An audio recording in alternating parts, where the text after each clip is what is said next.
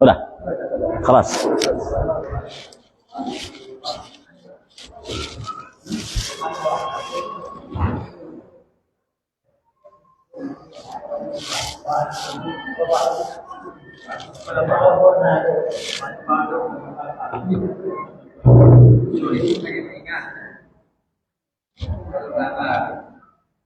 Bismillahirrahmanirrahim.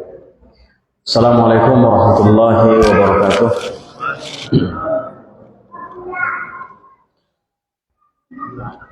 Alhamdulillahirabbil alamin wa usalli wa usallim ala nabiyyina Muhammadin wa ala alihi wa ashabihi wa man tabi'ahum bi ihsanin ila yaumiddin, amma ba'd. Syukur alhamdulillah hanya kepada Allah Subhanahu wa taala.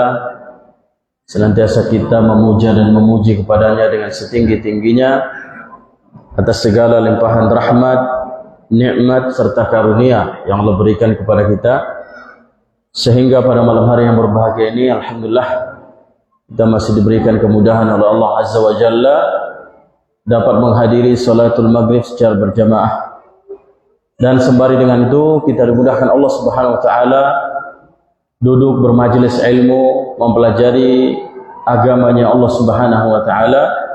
Dengannya kita memohon dan berharap kepada Allah Subhanahu wa taala agar dijadikannya sebagai pemberat timbangan kebaikan kita di akhirat kelak nanti. Amin ya rabbal alamin. Salawat dan salam ke arwah junjungan alam kepada Nabi besar Muhammad sallallahu alaihi wasallam dan juga kepada keluarganya, sahabat-sahabatnya, tabi'in dan tabi'ut tabi'in serta orang-orang yang mengikuti mereka sampai dengan hari kiamat. Bapak Ibu kaum muslimin wal muslimat, hadirin wal hadirat rahimani wa rahimakumullah.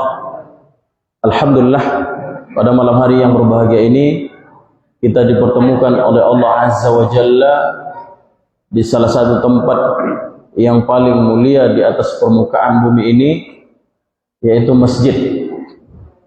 Masjid adalah rumah Allah Subhanahu wa taala. Dan mungkin ini adalah pertemuan perdana ya untuk Anda pribadi. Mungkin tapi sudah berlalu kajian-kajian di sini, dan mudah-mudahan kita memohon kepada Allah Subhanahu wa taala agar kita tetap diberikan keistiqomahan di dalam menuntut ilmu, belajar dan mengamalkan agama Islam. Bapak Ibu kaum muslimin wal muslimat rahimani wa rahimakumullah. Pembahasan kita pada malam hari yang berbahagia ini adalah memakmurkan masjid ya. Memakmurkan masjid. Alhamdulillah, sebelum kita memulai daripada kajian ini kita bersyukur kepada Allah Subhanahu wa taala. Allah Subhanahu wa taala hadirkan di tengah-tengah kita Masjid Aba. Ya? Kalau di Jalan Lingkar namanya Masjid Abu, kalau di sini Masjid Aba. Masjid Abbas ya? Abbas. Masjid Abdullah bin Abdul Asad. Ya. Ini patut kita syukuri. Karena mungkin sebahagian kita banyak yang mengeluhkan mungkin Masjid Abu agak jauh gitu kan, jauh karena memang apalagi aksesnya dari sini ke sana itu jalan sangat memprihatinkan gitu ya. Sehingga kita lihat kehadiran Masjid Abdullah bin Abdul Asad ini mudah-mudahan menjadi tempat kita melaksanakan dan menegakkan sholat 5 waktu, dan kita bebas melaksanakan sunnah-sunnah Nabi SAW di saat orang-orang pada umumnya sangat sinis kepada sunnah Nabi SAW dan sangat heran melihat sunnah-sunnah Nabi SAW. Sementara kita berusaha, berupaya tetap bagaimana kita memperjuangkan sunnah Nabi SAW. Jadi Bapak Ibu nggak ada alasan lagi, Masjid Abu jauh. Ada masjid yang sudah dekat, ya aksesnya bisa kita tempuh dengan cepat. ya, dan ini tidak menjadi alasan lagi ya. Ya. Bapak Ibu kaum muslimin rahimani wa rahimakumullah. Apalagi kehadiran masjid ini kan di tengah kota. Ini luar biasa.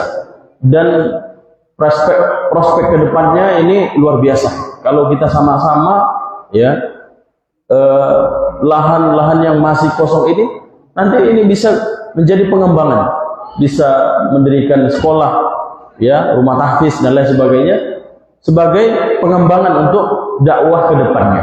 Dan ini tentunya akan bisa berjalan kalau kita sama-sama berpartisipasi. Bapak Ibu kaum muslimin rahimani wa rahimakumullah. Dan pada malam hari ini kita akan mengangkat tema bagaimana memakmurkan masjid. Ya, bagaimana memakmurkan masjid. Masjid itu berasal dari kata sajada yasjudu masjid. Ya, sajada yasjudu masjid, masjid isi makan. Berarti masjid artinya adalah tempat sujud. Adapun masjid ini secara syar'inya sebuah tempat bangunan yang dilaksanakan padanya sholat 5 waktu, ibadah-ibadah yang disyariatkan di dalam agama Islam. Ini adalah masjid. Dan ini berbeda dengan musolla. Musolla itu adalah lapangan. Secara hukum dalam sebuah hadis ya, dalam hadis musolla itu adalah lapangan. Sebagaimana hadis Nabi sallallahu alaihi wasallam, "Malam kata Nabi SAW ketika berbicara tentang kurban, Nabi SAW mengatakan, "Wa man lam yudhi," ya, atau kama qala Nabi SAW, "Fala yaqrabanna musallana." Siapa yang memiliki kelapangan rezeki, lalu dia tidak mau berkorban, tidak mau motong korban, "Fala yaqrabanna musallana," maka sekali-kali janganlah dia mendekat ke tempat sholat kami.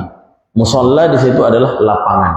Karena tempat sholat yang dijadikan oleh Nabi SAW ketika Idul Fitri dan Idul Adha itu di lapangan terbuka, bukan di masjid. Maka sunnahnya kalau melaksanakan Idul Fitri atau Idul Adha atau sholatul istisqa, apa sholat istisqa? Sholat minta hujan itu afdolnya, utamanya dilaksanakan di lapangan terbuka. Adapun sholat 5 waktu dan sholat Jumat maka dilaksanakan di dalam masjid. Maka nggak ada sholat berjamaah itu di mana? Di rumah. Ya, bagi laki-laki. Yang ada nanti menjadi suami solehah. Ya, yang ada menjadi suami solehah. Kenapa? Karena sholatnya di dalam rumah. Nah, jadi menjadi suami yang solehah. Mau Bapak Ibu jadi suami solehah? Tentu tidak mau ya. Baik. Dan hukumnya pasti berbeda. Hukum di dalam masjid dan hukum di musola itu berbeda. Kalau di masjid maka diterapkan di situ sunnah-sunnah yang datang dari Nabi SAW. Di antaranya adalah melaksanakan sholat sholat apa? Sholat qiyam, apa namanya? Sholat tahiyatul masjid. Sholat tahiyatul masjid. Adapun di lapangan, di musola, maka tidak disyariatkan sholat ya, sholat tahiyat ya. Kemudian masjid merupakan tempat yang paling agung di atas permukaan bumi ini. Nabi SAW bersabda, "Ahabbul biladi ilallahi masajiduha wa abghadul biladi ilallahi aswaquha." Kata Nabi SAW dalam hadis riwayat Bukhari, tempat yang paling mulia di sebuah kampung atau negara atau kota, masajiduha, adalah masjid-masjidnya. Wa abghadul biladi ilallahi aswaquha, dan tempat yang paling Allah benci di sebuah perkampungan atau sebuah kota aswaquha, pasar-pasarnya. Jadi tempat yang paling Allah cintai di atas permukaan bumi ini adalah masjid. Dan tempat yang paling Allah benci adalah pasar. Kenapa? Karena di dalam masjid ditegakkan padanya zikrullah, salat, ya, ibadah-ibadah. Adapun di pasar itu biasanya tempatnya adalah tempat tipu-tipu, tempat jual dusta, tempat melalaikan Allah Subhanahu wa taala. Dan memang seperti itu. Pasar itu tempat tipu-tipu. Pasar itu tempat jual tipu. Pasar itu tempat yang melalaikan. Dan begitu banyak orang-orang yang fokus di pasar, akhirnya lalai dari sholat 5 waktu. Adapun masjid adalah tempat yang paling dicintai Allah Subhanahu wa taala, karena tempat itu merupakan tempat yang dilaksanakan padanya berbagai macam ibadah. Baik, kemudian fungsi masjid. Apa sebenarnya fungsi masjid? Fungsi masjid di zaman Nabi SAW ini banyak fungsinya. Bukan hanya tempat ibadah, tetapi masjid difungsikan, kalau di zaman Nabi SAW, kalau diukur kepada zaman kita ini, maka masjid sebagai madrasah, sebagai sekolah, atau sebagai taman-taman Al-Quran, atau sebagai universitas, ya, di mana para sahabat Nabi SAW menuntut ilmu di dalam masjid, ya.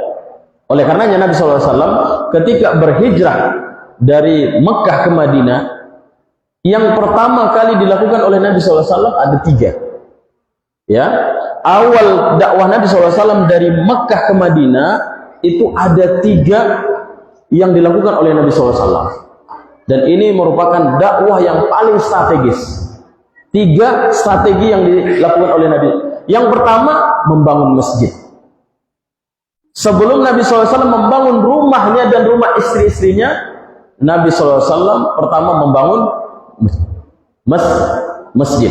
Bahkan Nabi SAW datang dari Mekah itu, Nabi SAW mengikuti di mana onta itu menderum, di mana onta itu berhenti, maka disitulah akan dibangunkan masjid. Ya, jadi ini yang pertama. Nabi SAW langsung membangun masjid. Kenapa masjid yang pertama kali dibangun, bukan rumah? Karena masjid fungsinya sangat banyak sekali. Di antaranya itu tadi, menegakkan sholat 5 waktu, tempat berzikir, tempat menuntut ilmu, bahkan tempat musyawarah dengan para sahabat Nabi SAW. Nabi SAW kalau ingin perang, Nabi mengajak para sahabat berdiskusi, ya, mengeluarkan ide-ide bagaimana strategi kita untuk menghadapi perang ini, bagaimana strategi kita menghadapi perang itu. Ini yang dilakukan oleh Nabi SAW. Kemudian masjid juga difungsikan sebagai menyambut tamu dari luar negeri. Kalau ada tamu-tamu dari luar negeri, itu dijamu di dalam masjid. Demikian juga masjid difungsikan oleh Nabi SAW tempat orang-orang ahlu suffah. Apa itu ahlu suffah? Ahlu suffah adalah orang-orang miskin yang mereka ketika berhijrah ke Madinah, mereka tidak punya harta, tidak punya keluarga, dan tidak punya sanak saudara. Sehingga masjid tempat mereka. Maka masjid seharusnya juga bisa difungsikan untuk tempat orang-orang miskin yang tidak ada tempat. Ya, itu fungsi di zaman Nabi SAW. Namun itu tidak berkelanjutan panjang. Ya, itu hanya sementara. Ahlu suffah itu hanya sementara. Seperti Abu Hurairah. Abu Hurairah di awal-awal hijrah memang dia termasuk ahlu suffah. Ahlu suffah berarti tinggal di masjid dan mengharapkan bantuan dari Nabi SAW. Tapi setelah itu, setelah ada jihad dan lain sebagainya, Abu Hurairah setelah itu bisa membangun rumah sendiri, bisa nikah lagi dan lain sebagainya. Jadi tidak menjadi baku di dalam masjid tinggal gitu kan. Jadi semua orang miskin pula tinggal pula di masjid nanti kan. Ya. Kemudian maka tidak boleh melarang masjid itu tidak boleh dilarang orang untuk beristirahat. Ya, karena masjid bukan hanya untuk tempat sholat, bisa juga tempat istirahat orang yang musafir, bisa juga tempat orang-orang miskin. Maka kalau dia mau tidur di masjid, maka ya harus diberikan, karena itu merupakan hak, ya, haknya orang miskin. Ini yang pertama yang dilakukan oleh Nabi sallallahu alaihi wasallam, membangun masjid. Yang kedua, mempersaudarakan orang-orang muhajirin dengan orang-orang ansor. Sahabat-sahabat dari Makkah dengan sahabat-sahabat yang di Madinah dipersaudarakan oleh Nabi sallallahu alaihi wasallam. Dianggap saudara. Yang tidak ada hubungan darahnya dipersaudarakan oleh Nabi sallallahu alaihi wasallam. Bahkan sebelum turun ayat tentang waris, itu bahkan warisan mereka itu dibagi bersama. Ya, dibagi bersama. Ini yang kedua. Kemudian yang ketiga, menjalin hubungan dengan orang-orang Yahudi. Menjalin hubungan di sini adalah membangun persamaan di dalam menerapkan keamanan. Bagaimana membangun keamanan dengan orang-orang Yahudi. Itu dilakukan oleh Nabi sallallahu alaihi wasallam. Ya, tapi karena mereka melanggar undang-undang dengan Nabi sallallahu alaihi wasallam, akhirnya mereka diusir dari Madinah. Ini strategi dakwah Nabi sallallahu alaihi wasallam. Yang pertama, membangun masjid. Jadi kalau ingin membangun sebuah dakwah, maka yang pertama sekali harus ada masjidnya. Ya, karena masjid ini fungsinya luar biasa. Kemudian yang kedua, mempersaudarakan. Jadi cari yang bisa dijadikan sebagai saudara. Dekati orang-orang. Kemudian yang ketiga, membangun kerjasama dengan pemerintah setempat. Ini juga strategi dakwah. Karena pada waktu itu yang memegang keamanan adalah orang-orang Yahudi, sehingga Nabi SAW membangun kerjasama dalam menetapkan kerjasama untuk saling melaksanakan ibadah masing-masing, saling menjaga keamanan, ya, saling menghormati. Itu dilakukan oleh Nabi SAW. Tapi karena orang Yahudi melanggar perjanjian ini, maka mereka diusir dari Madinah. Baik, jadi itu 3 strategi dakwah Nabi SAW. Bapak Ibu kaum muslimin rahimani wa rahmatullah. Masjid, kita kembali pembahasan masjid. Masjid dalam rangka memuliakan rumah Allah Subhanahu wa taala. Dalam rangka mengagungkan syiar-syiar Allah Subhanahu wa taala. Karena orang yang mengagungkan syiar Allah merupakan ketakwaan dalam hati.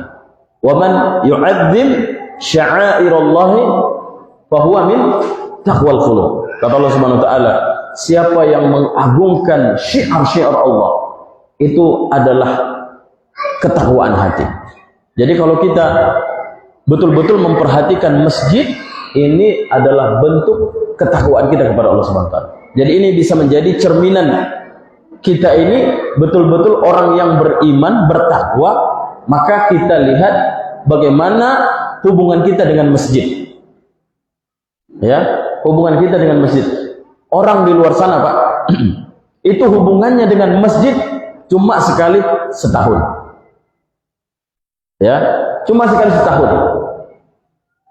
Yang tahunya dia rumah, tempat kerja, ngopi.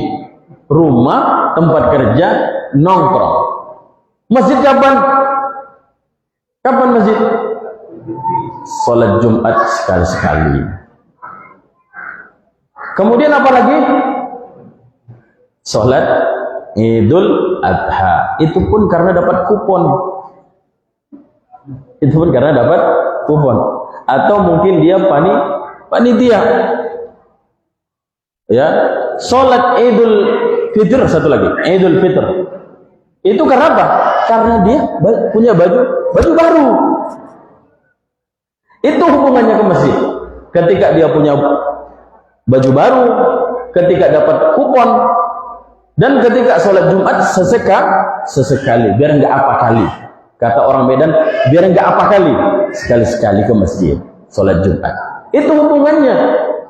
Padahal Allah Subhanahu wa taala mengatakan, "Innama ya'muru masajidallahi man amana billahi wal yawmil akhir wa aqama as-shalah wa ata az-zakah wa lam yakhsha illa Allah.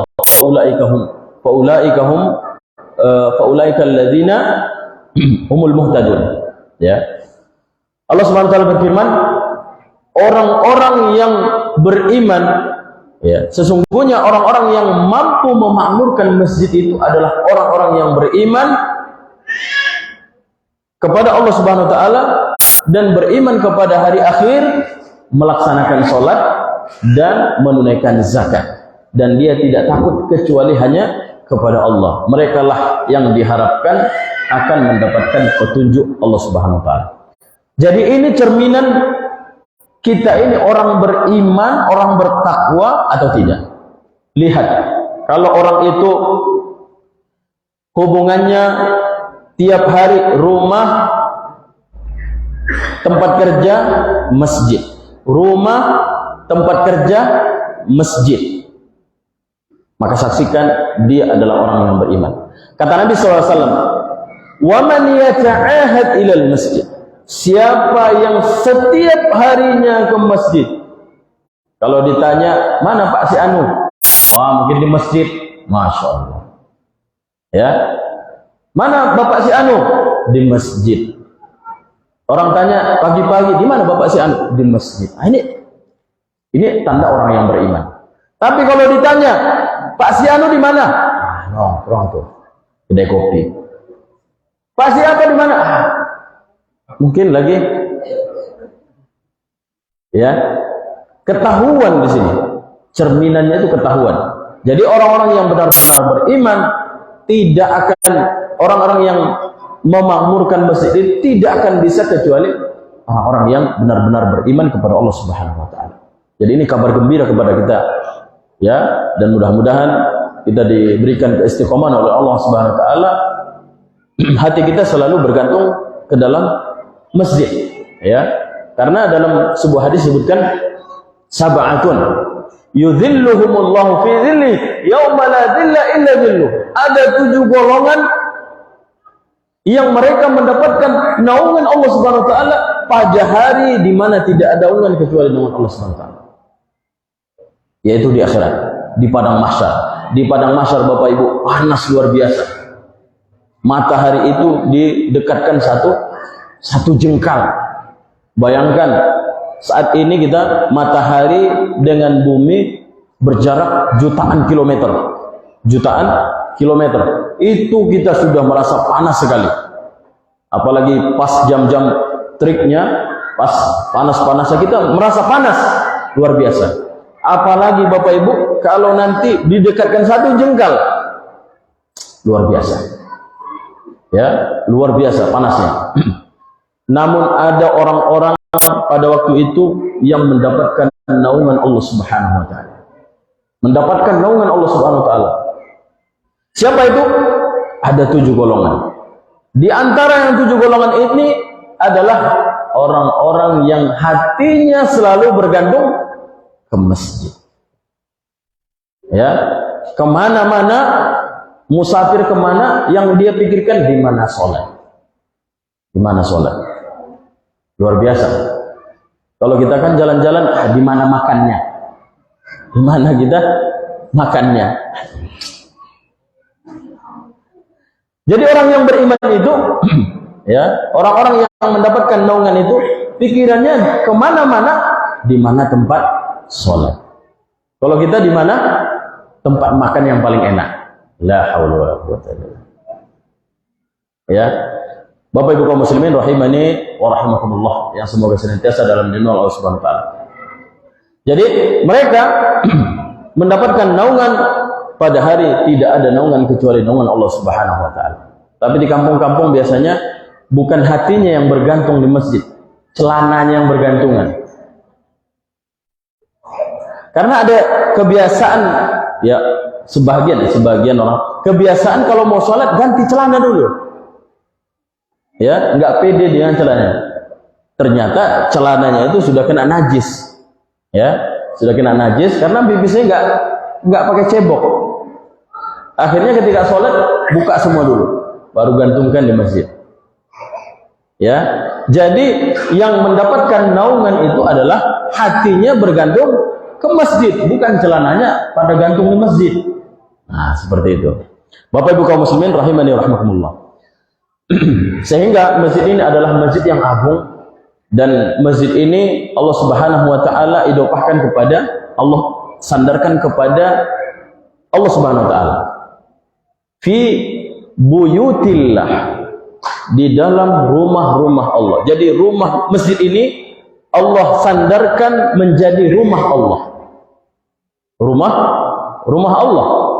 Kalau kita mengetahui ini rumah presiden, ini rumah bupati, kita merasa agak greget gitu kan. Tapi ternyata ada yang lebih mulia. Ini rumah Allah Subhanahu wa taala. Rumah Allah berarti harus dijaga adab-adabnya.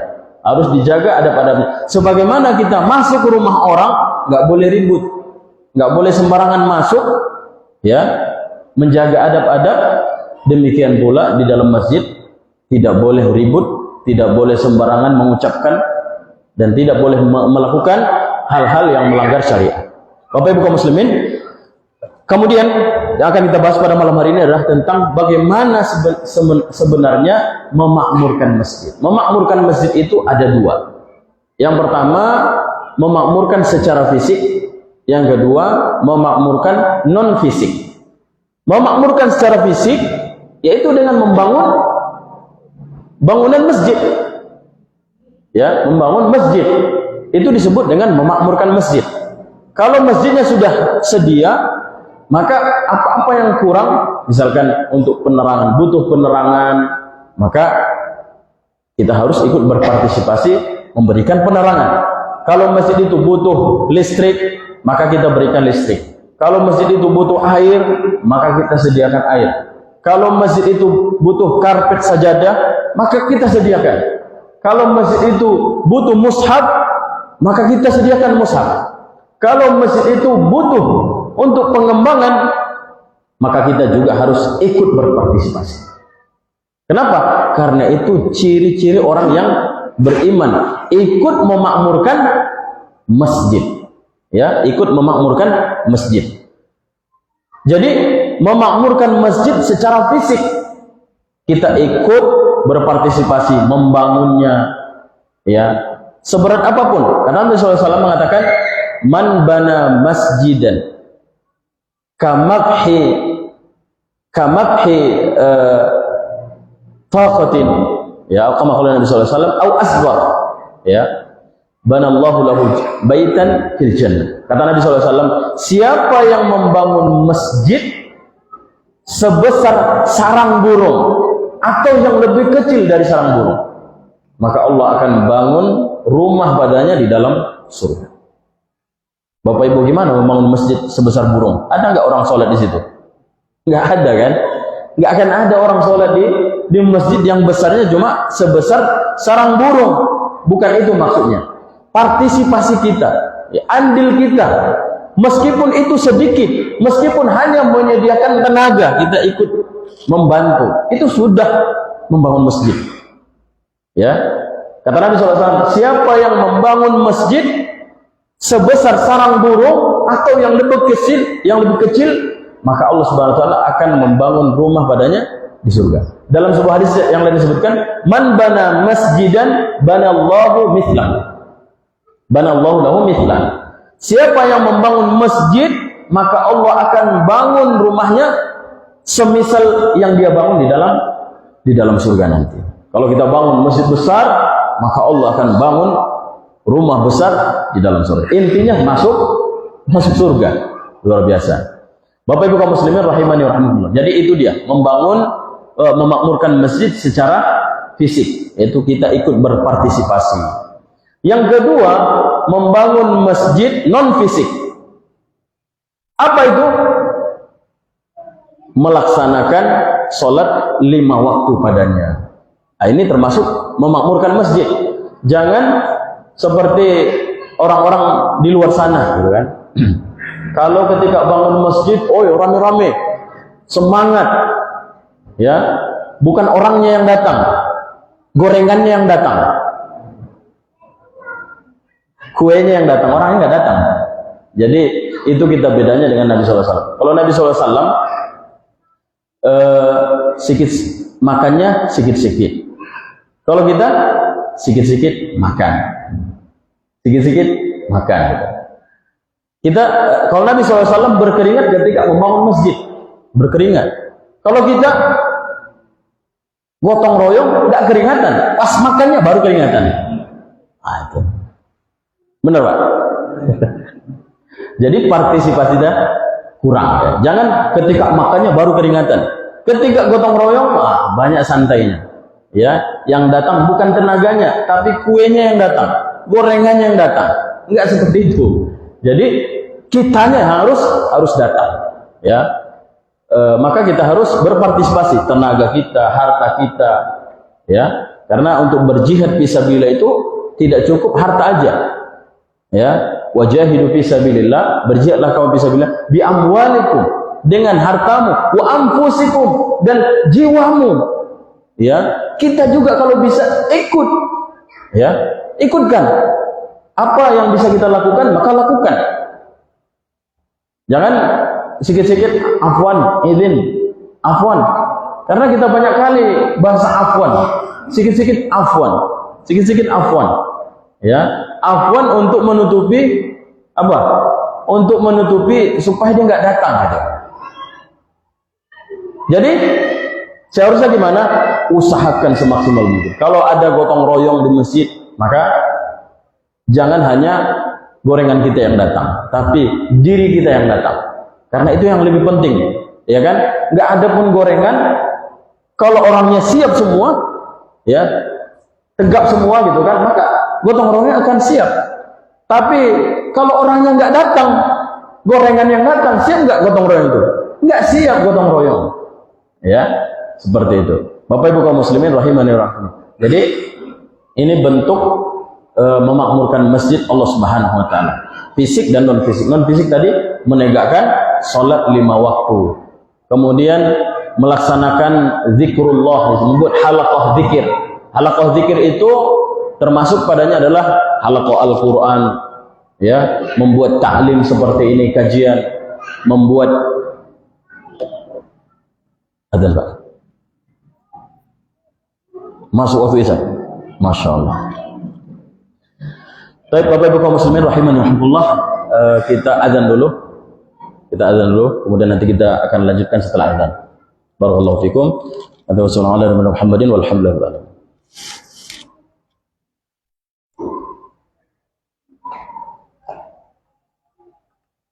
Tafadhal.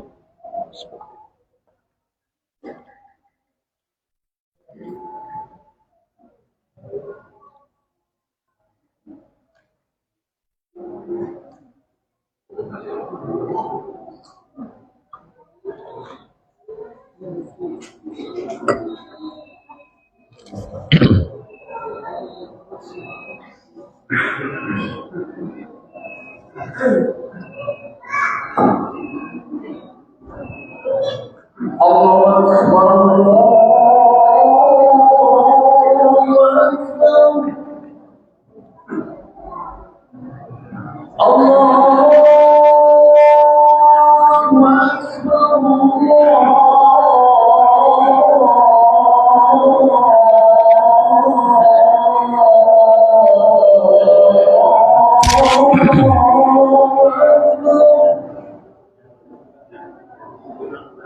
Asyhadu an la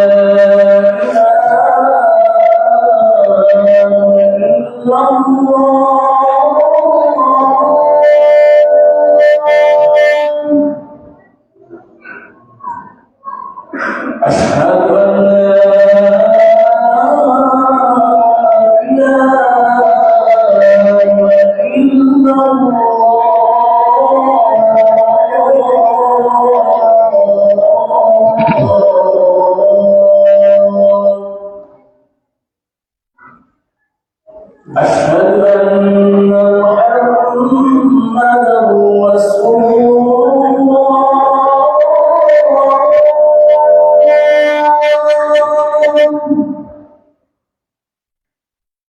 أشهد أن محمدا رسول الله.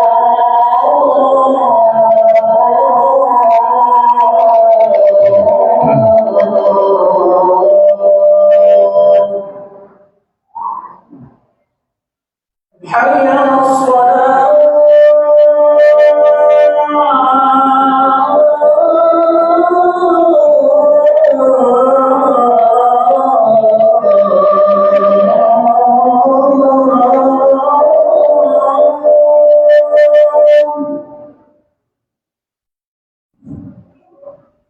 حي على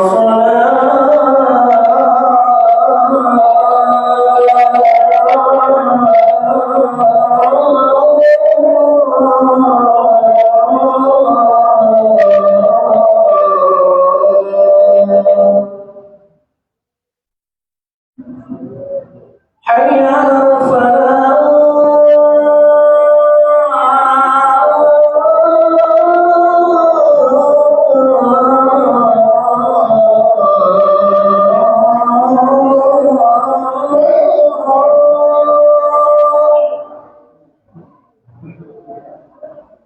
حي على الفلاح.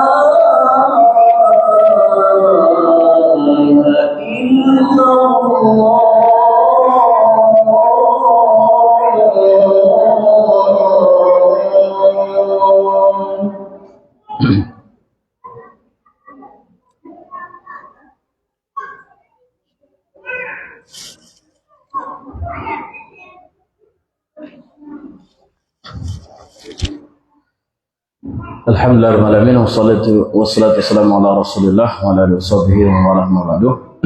Bapak ibu kaum muslimin wal muslimat rahimani wa rahimakumullah. Kita lanjutkan kajian kita sebelum kita melaksanakan salatul isya.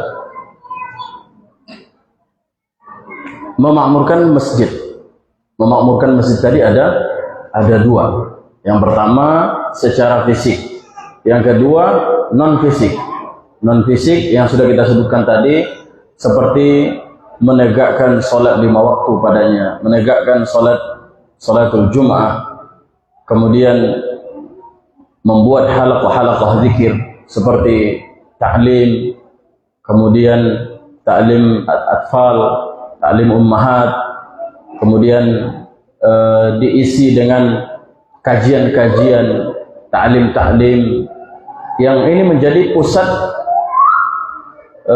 tempat pembelajaran sebagai madrasah ya secara umum atau secara non formalnya. Jadi masjid menjadi pusat dakwah, pusat kajian yang padanya akan diajari ya Bani Adam sebagaimana yang dilakukan oleh Nabi SAW. Jadi Nabi SAW menjadikan masjid itu sebagai pusat dakwah. Segala sesuatunya itu dilaksanakan di dalam masjid. Dan masjid memiliki kedudukan yang tinggi di dalam syariat Islam. Sehingga masjid itu harus dimuliakan. Oleh karenanya harus dijaga adab-adabnya. Di antara adab-adab yang perlu dijaga dalam masjid adalah tidak boleh jualan di dalam masjid. Ya, tidak boleh jual beli di dalam masjid, atau tidak boleh mengiklankan dagangannya di dalam masjid. Ini termasuk pembahasan yang dibahas oleh ulama. Kalau transaksinya mungkin orang nggak transaksi di dalam masjid, tapi banyak fenomena-fenomena menebarkan iklan di dalam masjid, iklan dagangannya di dalam masjid, baik offline maupun online. Itu tidak boleh, demi mengagungkan rumah Allah Subhanahu wa taala. Karena rumah Allah tidak dibangun untuk itu. Tidak dibangun untuk itu. Maka di antara bentuk iklan itu, di antara bentuk iklan dagangan adalah seperti memamerkan, mungkin ada apa namanya, tanggal, apa namanya itu? Kalender apa? Kalender ya, kalender. Ada kalender, tapi ada tempat apa di situ? Ya, alamat ini. Nah, atau nomor ini. Itu termasuk, ya. Atau ada bantuan dari bank misalkan. Bantuan ini ada apa namanya? Kopnya atau gambarnya di situ. Bank ini gitu. Enggak boleh. Ya, enggak boleh. Atau wisata umroh. Nah, ini termasuk, ya, termasuk perdagangan yang tidak boleh mengiklankan perdagangan, karena masjid tidak dibangun untuk itu, ya. Jadi banyak sekali bentuk-bentuk iklan perdagangan yang tersembunyi, bahkan yang tersembunyi lebih banyak. Kalau apa namanya, kalau langsung gitu kan, orang mungkin paham, banyak yang paham gitu.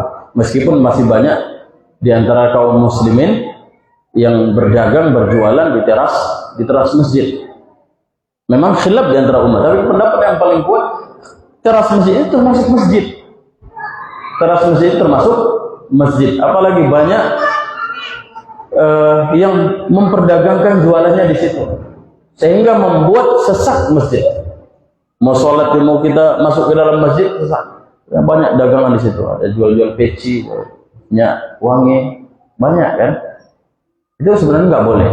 Kalau mau jualan pun di luar masjid, ya. Pokoknya jangan di dalam masjid.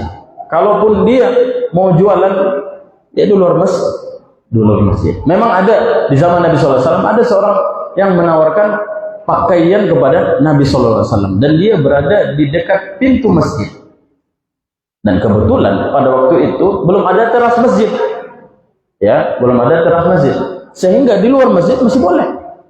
Di luar masjid masih boleh, meskipun itu masih tanah masjid. Pendapat yang paling kuat itu diperbolehkan. Memang ada sebagian ulama, pokoknya seluruh area masjid, mau tanah masjid, ya, walaupun luas gitu kan, maka itu termasuk katanya. Ya, tapi yang paling kuat adalah dalam masjid, dan itu masjid termasuk terasnya, maka nggak boleh jual beli di situ. Ya, nggak boleh mengiklankan dagangan di situ, nggak boleh membuat hal-hal yang mengundang jual beli di dalam masjid. Atau di dunia online misalkan, sambil duduk-duduk kan main WA, tapi menyebarkan informasi dagangan gitu, hubungi ini dan lain sebagainya, atau main Facebook misalkan, itu nggak boleh di dalam masjid, dalam rangka memuliakan masjid Allah Subhanahu wa taala. Wa may yu'azzim sya'airallah fa huwa min taqwal qulub. Siapa yang mengagungkan syiar-syiar Allah Subhanahu wa taala, maka itu adalah ketakwaan hati. Jadi di dalam masjid, ya, hati-hati kita, ya, hati-hati, jangan sampai kita tidak mengagungkan masjid, jangan sampai kita tidak mengagungkan Allah Subhanahu wa taala, karena masjid ini adalah rumah Allah Subhanahu wa taala. Kemudian di antara adabnya juga tidak boleh adabu nasrid dhon fil masjid, tidak boleh mengumumkan barang hilang di dalam masjid. Ya, tidak boleh mengumumkan barang hilang, nggak boleh diumumkan dalam masjid. Jadi gimana Ustaz? Ya terserah mau gimana, yang penting jangan umumkan di dalam masjid. Ya, Jadi di mana dibuat? Buat mading di luar masjid. Misalkan ya, kalau ada yang perlu, buat mading. Kalau yang kehilangan, maka boleh hubungi nomor ini, atau boleh hubungi pengurus masjid. Jangan boleh diiklankan. Assalamualaikum warahmatullahi wabarakatuh. Bagi jamaah yang kehilangan kunci mobil. Kata Nabi SAW, man sami'a rajulan yanshudu dhallatan fil masjid, falyaqul ala raddaha Allahu ilaik, fa innal masjid lam tubna lihada. Kata Nabi SAW, siapa di antara kalian yang mendengar seseorang mengiklankan barang hilang di dalam masjid, di dalam masjid, fala raddallahu, maka semoga Allah tidak mengembalikan barangnya. Ini doa Nabi. Allah doakan, Nabi SAW doakan, semoga Allah tidak kembalikan barang itu. Kita udah berharap tadi kan, wah ke masjid lah, gitu ya. Tapi ternyata didoakan. Dan kita juga sunnah mendoakannya. Dan kalau bisa kita larang, ya, kita larang kalau ada orang yang ingin mengiklankan barang-barang hilang di dalam masjid, maka kata Nabi SAW, fa innal masajid lam tubna lihada. Karena masjid tidaklah dibangun untuk demikian. Demikian juga tadi jual beli ya. Kata Nabi SAW, idza ra'aitum man yabi'u aw yabta' fil masjid faqulu la arbahallahu tijaratak. Apabila kamu melihat orang yang menjual atau orang yang membeli di dalam masjid, maka doakanlah la arbahallahu tijarah, semoga Allah tidak memberikan keuntungan dalam jual beli. Ini doa yang harus doakan. Kenapa? Karena ini adalah tempat yang paling mulia, tidak pantas dilakukan dengan perbuatan-perbuatan hina yang semacam itu. Kemudian di antara yang nggak boleh dalam masjid adalah mengangkat suara. Mengangkat suara juga nggak boleh. Karena kata Nabi SAW, kullukum, ya, semua kamu, dan coba disebutkan, semua kamu sedang bermunajat kepada Rabbnya. Maka janganlah seorang di antara kalian mengganggu temannya yang sedang bermunajat dengan bacaannya. Bayangkan, seorang tidak boleh membaca Al-Quran dengan suara keras ketika ada orang yang sedang bermunajat dengan Allah SWT. Ketika ada orang yang lagi sholat, maka kita dilarang untuk mengeraskan bacaan Al-Quran kita. Nggak boleh. Kenapa? Karena itu mengganggu konsentrasi orang yang sedang sholat. Apalagi kalau sampai teriak-teriak, itu nggak boleh. Maka ini masjid, dan ini sering ya kita sampaikan kepada anak-anak didik kita, karena anak-anak biasanya ribut di dalam masjid, gitu kan. Tapi kita kasih mereka pengertian bahwasanya ini masjid, rumah Allah. Ya, sini kamu. Misalkan namanya Ahmad. Ahmad, sini. Ahmad, boleh nggak ribut di rumah Ahmad? Nggak boleh, Ustaz. Boleh nggak Ustaz bawa teman-teman Ustaz satu kampung ribut di rumah Ahmad? Boleh nggak tuh? Nggak boleh, Ustaz. Gitu juga di masjid. Masjid juga rumah Allah. Kalau di rumah manusia aja nggak boleh ribut, apalagi di rumah Allah Subhanahu Wa Taala. Jadi mereka terima. Oh iya. Ya. Demikian juga lari-lari, gitu kan. Anak-anak kan suka lari-lari ya. Lari-lari. Demikian juga kita kasih pengertian. Nah, boleh nggak lari-lari dulu? Ustaz lari-lari dengan teman-teman Ustaz di dapur Ahmad. Boleh nggak dong? Ya nggak boleh, Ustaz. Lari-lari Ustaz di kamar. Boleh? Ya nggak boleh, Ustaz. Demikian juga di masjid. Di masjid ini lebih pantas kita hormati.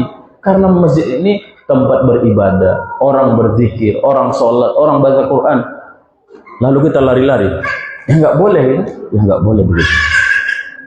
Jadi seperti itu. Jadi ini juga memberikan pengertian kepada orang tua. Kalau orang tua mau membawa anaknya, kasih pengertian juga kepada anak-anak. Jangan kita bangun mindset kepada anak-anak kita, masjid tempat bermain. Akhirnya dia ke masjid bermain. Tahunya ke masjid bukan belajar. Mau ngapain? Bermain. Karena kita sudah di rumah main dia gitu. Sana kalian ke masjid.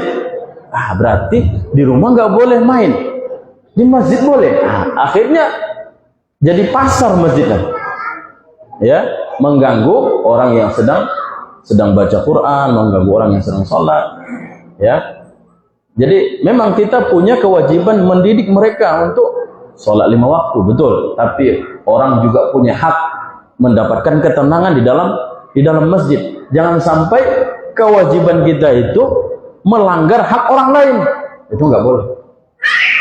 Ya, sering kita sampaikan begitu. Ya, kalau mau bawa anak maka kasih dia pengertian dulu bahwasanya masjid tempat ibadah.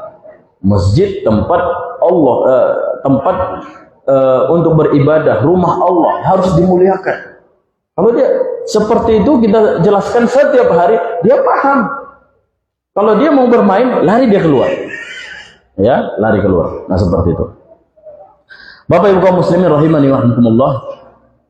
Kemudian di antara yang tidak boleh adalah adamul buzaqu fil masjid. Tidak boleh meludah di dalam masjid. Jangankan meludah, ya, membuat kotoran juga tidak boleh di dalam masjid. Maka setiap orang harus bertanggung jawab dengan sampah masing-masing. Nah, ini juga yang kita terapkan kepada anak-anak. Ya, setiap orang berkewajiban untuk membuang sampahnya. Ya, mungkin sepele gitu kan, bekas minuman kita taruh itu aja. Enggak boleh Bapak Ibu. Ya, kalau kita di mall, kan mall itu punya aturan. Boleh nggak kita sembarangan buang sampah habis makan? Boleh nggak itu? Nanti kena sanksi kita. Lalu kenapa itu nggak bisa kita terapkan di dalam masjid? Rumah Allah yang paling mulia. Ya, maka kalau mau ke masjid, perhatikan sampah kita. Ya, perhatikan ini bentuk memakmurkan masjid Allah Subhanahu wa taala, menghormati rumah Allah Subhanahu wa taala. Maka tidak boleh mengeraskan suara yang tidak bermanfaat, ya, suara yang tidak bermanfaat. Bahkan membaca Al-Quran dengan suara keras juga tidak boleh. Tidak boleh kalau itu mengganggu konsentrasi orang yang lagi munajat. Ya.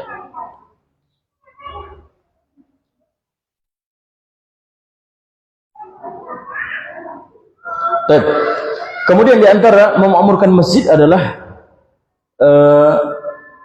memilih imam yang berkompeten.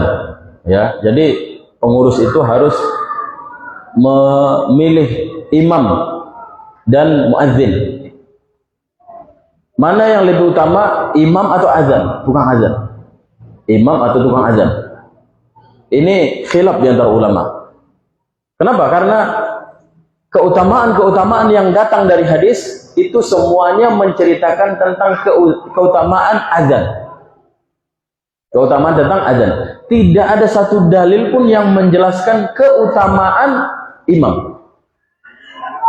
Maka sebagian ulama mengatakan yang paling utama itu adalah azan, tukang azan.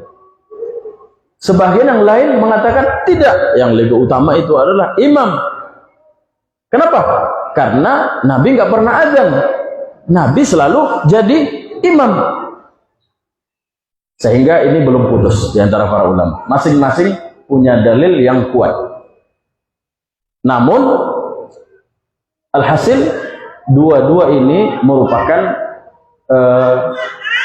keutamaan yang punya kelebihan masing-masing. Azan juga punya keutamaan, imam juga punya keutamaan. Maka tidak boleh menganggap sepele Bapak Ibu kepada tukang azan. Ya, apa pekerjaan Bapak itu? Tukang azan ya di masjid. Sepele Bapak Ibu. Tuh, coba tukang azan di masjid. Nggak boleh sepele Bapak Ibu. Seharusnya kalau dalam hadis disebutkan, lau ya'lamun nasu ma fin nida' was-safil awwal. Seandainya manusia tahu keutamaan yang ada pada azan dan shaf yang pertama, lalu mereka tidak akan mendapatkannya kecuali harus diundi. Harus diundi. Kalau semua paham, manusia ini paham, ingin mendapatkan azan atau saf yang pertama, harus diundi dulu, baru bisa terlaksana sholat itu. Kalau enggak, maka tidak bisa. Ya, ini menunjukkan keutamaan azan dan saf yang pertama. Maka seharusnya begini, kepada tukang azan, nih, saya kasih kamu 100.000 biar saya yang azan. Gitu seharusnya. Ya, saf yang pertama, mohon maaf, nih 100.000 biar saya yang sholat di depan. Gitu seharusnya. Bukan malah sebaliknya. Ya kamu aja lah, bapak aja lah yang azan. Ya, seharusnya gimana? Terbalik ya. Kita yang ngasih, nih 100.000 biar saya yang azan. Wah, jangan suruh orang azan, tapi seharusnya kita yang azan. Demikian juga saf yang pertama, jangan tolak-tolakan.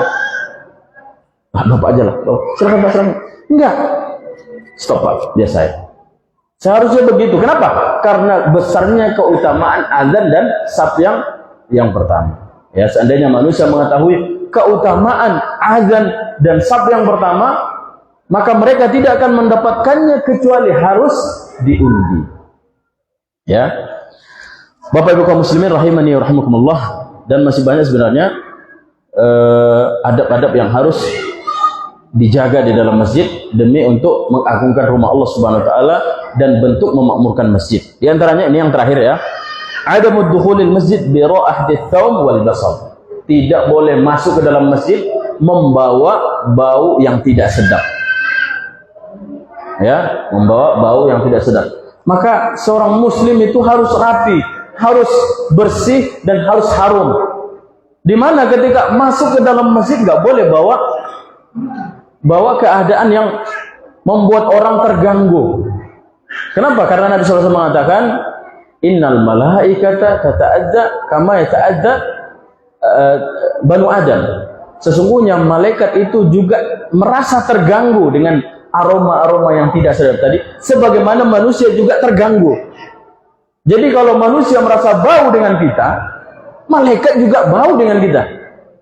Ya, jangan kita merasa kalau malaikat itu nggak punya penciuman. Punya penciuman, sebagaimana yang dikatakan oleh Nabi SAW. Jadi kalau orang tidak sedap dengan aroma kita, kalau bisa jangan datang ke masjid dulu. Ya, kalau bisa mandi dulu, bersih, rapi, kemudian pakai minyak wangi-wangian demi mengagungkan rumah Allah Subhanahu wa taala. Bapak Ibu kaum muslimin rahimani wa rahimakumullah. Barangkali itu saja yang dapat kita sampaikan pada kajian kali ini, mudah-mudahan bermanfaat. Atau ada sebelum kita tutup ada pertanyaan? Ya, fadhal. Pengumuman nomor ini mengingat mobil nanti ini mau keluar yang hadapinya apa tuh yang iya, nggak apa-apa, karena itu bukan termasuk yang kita sebutkan tadi ya, karena itu bahkan itu kan kemaslahatan, maslahat umum ya. Barakallahu fiik. yang masalah pemberitahuan tentang Baik, ini juga dibahas oleh para ulama, mengiklankan orang yang meninggal. Ya, ini termasuk yang tidak diperbolehkan ulama di dalam masjid. Mengiklankan orang meninggal di dalam masjid ini juga termasuk yang dikomentari oleh para ulama. Jadi gimana Ustaz? Bisa saja kita ya dengan apalagi zaman sekarang sudah bisa via WA ya. Bahkan itu lebih cepat ya, lebih cepat untuk mengiklankannya. Tapi memang sebagian ulama ada juga yang membolehkan.